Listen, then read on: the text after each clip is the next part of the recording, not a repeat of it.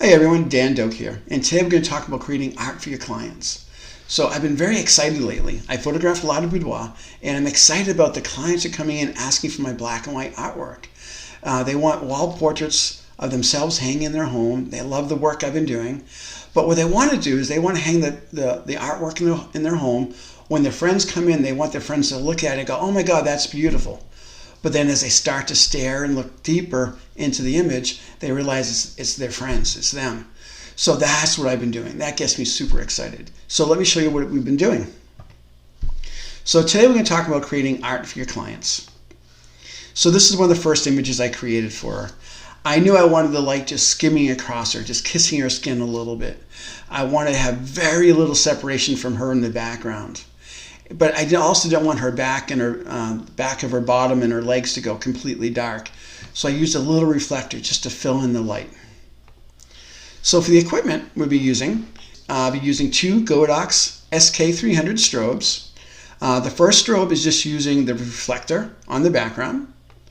The second strobe will be going into a strip box with a grid. And I'll be using a large reflector.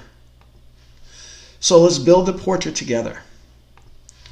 So I started off with a gray background, added my subject, then added my backlight. I like to start with the backlight first, or the separation light.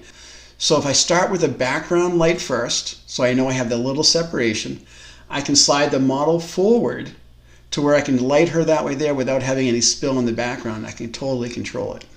So that's the background light. You can see the glow behind her. And this is what that background light is doing. Then here's the actual image. You can see how it goes from dark to light in the middle, like a natural vignette with the light just going on her, or on the background, I should say. Then I added a strip box.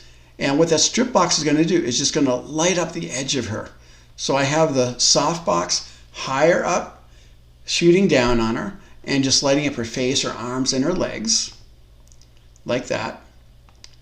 Then I wanted to fill in the shadows just a little bit, so I brought in a large reflector, and I moved it in and out a few times just to figure out exactly where I like it. I want to have just a little bit of detail on the back. So I have the reflector far away, gives me just a little bit of light. If I move it closer, fill it in more. So I kind of played with it. I think it was about 6 feet away from her. But as you can see here, the light's going from the softbox into reflector and bouncing into her back. There you go. Very little separation. It's just a little bit of detail there. I didn't want to take any focus off the front, but I didn't want the shadows to go completely black. So here's my setup. You can see I have a background light pointing at the background, softbox pointing at our subject, and the reflector card just bouncing the light in from behind. Again, from overhead, you can see the background light shooting into the background, softbox light kicking into the client, and then the reflector. So this is the final image I got. Absolutely stunning. She was so thrilled. She couldn't believe it. And then once you do that, you can start playing with different poses and move her around. She is so thrilled with them, and that just makes my day. So I just want to say thank you so much. Thank you for spending a few minutes with me, and I'll talk soon. Thank you.